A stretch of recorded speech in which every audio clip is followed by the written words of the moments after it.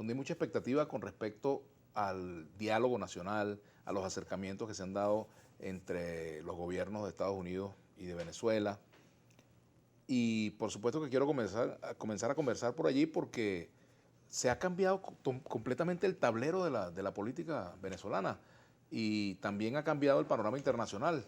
Venezuela vuelve a ser un punto de interés para los Estados Unidos precisamente por un tema energético, ¿no? Y Sí, quizás totalmente. geopolítico. Yo creo que el tema geopolítico ha cambiado absolutamente todo. Y yo creo que lo primero es que hay que lamentar profundamente que otra vez la guerra, la violencia, sea el arma que se utiliza para tratar de acallar o de controlar pueblos que deben ser autónomos, independientes y soberanos. Por eso, en primer lugar, una solidaridad absoluta con el pueblo de Ucrania frente a lo que les está pasando, a una agresión que no tiene precedentes, pero que además es un grave riesgo para la estabilidad y la paz del mundo. Y nosotros entendemos perfectamente que eso ha ocasionado unas consecuencias muy importantes en términos económicos y energéticos en el mundo. Y respetamos cualquier encuentro que pueda haber en función de poderle dar estabilidad al mundo.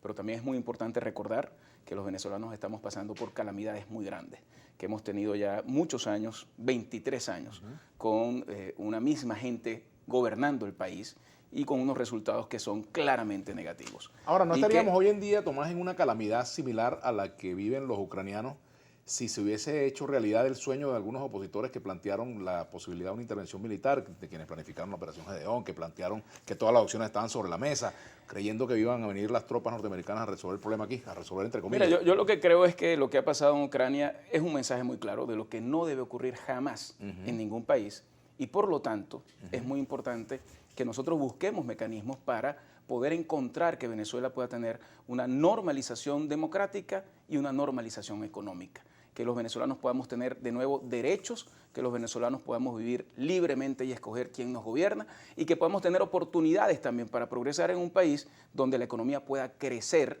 y no donde se destruya nuestra capacidad productiva, que es lo que ha pasado últimamente.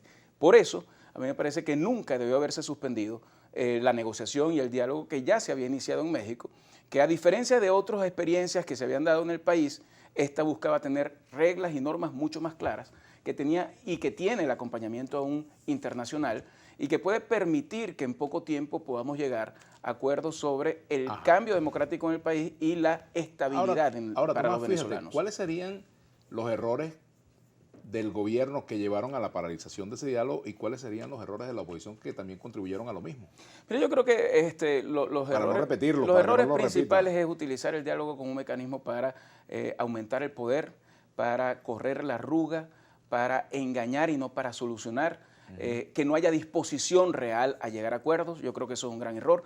Y utilizar cualquier evento político o cualquier cosa que ocurra para suspenderlo indefinidamente, que fue lo que hicieron.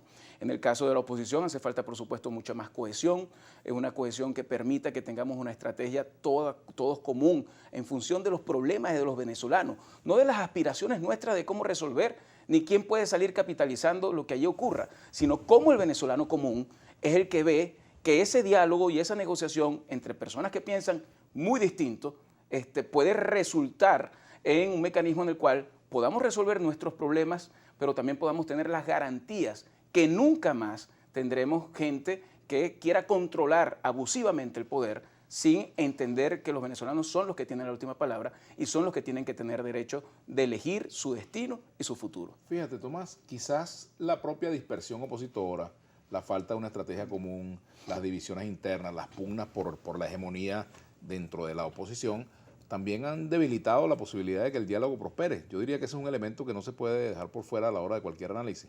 Mira, lo que pasa es que a veces ponemos en un mismo tintero la responsabilidad de quienes están en el poder y de quienes estamos luchando para que en Venezuela se puedan rescatar los derechos de los venezolanos. Y creo que no es igual. El grado de responsabilidad de quien controla las instituciones es mucho mayor de quien está luchando por su derecho.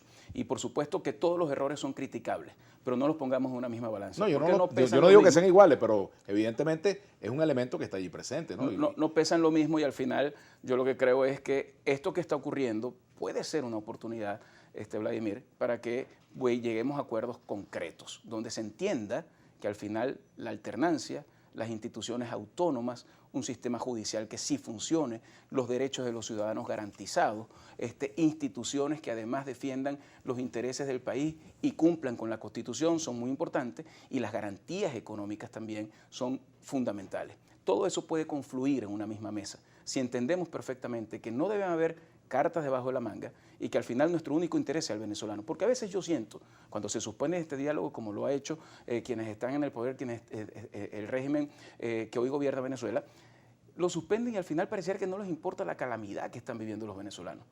Yo la semana pasada estuve en Maracaibo, están llegando a tener hasta 10 horas de cortes de luz.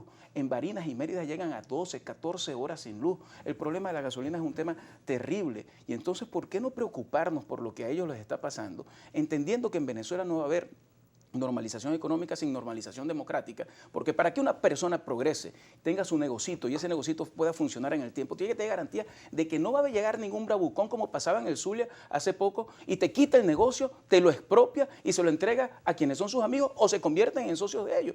Eso es una cosa que no puede permitirse en el país, y por eso el rescate de los derechos es fundamental, porque la economía ayuda cuando tú eres un ser libre. Y en ese sentido las dos cosas tienen que ir juntas, y por eso yo lo que hago son votos para que esa negociación pueda iniciarse cuanto antes. Creo que las condiciones pueden estar dadas, pero hace falta la voluntad política también para entender que eso tiene que tener consecuencias positivas para el país, pero que también toca ceder, y ceder significa entender que el pueblo al final es el que tiene que tener la última palabra, y que en Venezuela tenemos que ir a elecciones donde cada voto cuenta, donde no haya ventajismo, donde haya garantías y donde el venezolano sepa que al final su opinión sumó para la decisión colectiva. ¿Cómo digirió el G4 o lo que queda de él, ¿cómo es que lo llaman ahora? La alternativa democrática o la plataforma unitaria.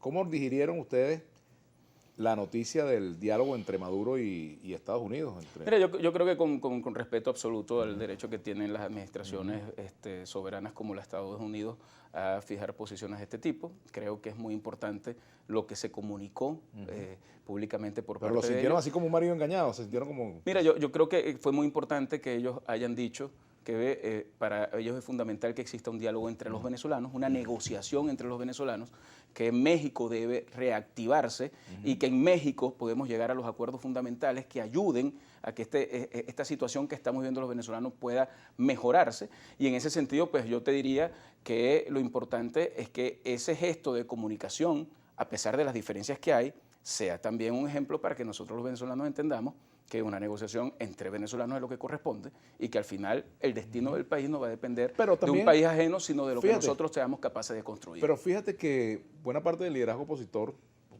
sobre todo en el G4, entendían que la solución pasaba por la amenaza creíble de una operación militar o de las sanciones, de las presiones sobre la economía venezolana. Mira, habrán individualidades, pero yo no escuché a nadie seriamente pensar que aquí había alguna oportunidad a que hubiese algún evento bélico internacional en Venezuela. Yo creo que eso nunca estuvo planteado ni estuvo en la mente de nadie que quiera que los cambios puedan traer también paz y estabilidad a un país en el tiempo. Creo que sí, es verdad, hay consecuencias de acciones que se han cometido que han hecho que Venezuela se haya aislado. Eso de echarse la culpa a la oposición como si nosotros hubiésemos pedido, o algunos de nosotros hubiésemos pedido que eso ocurriera, es cuando tú te alejas del Estado de Derecho, cuando tú te marginas de lo que significa la libertad y la democracia, evidentemente eso tiene consecuencias. Ahora, ¿son consecuencias que nosotros los venezolanos debemos sufrir toda la vida?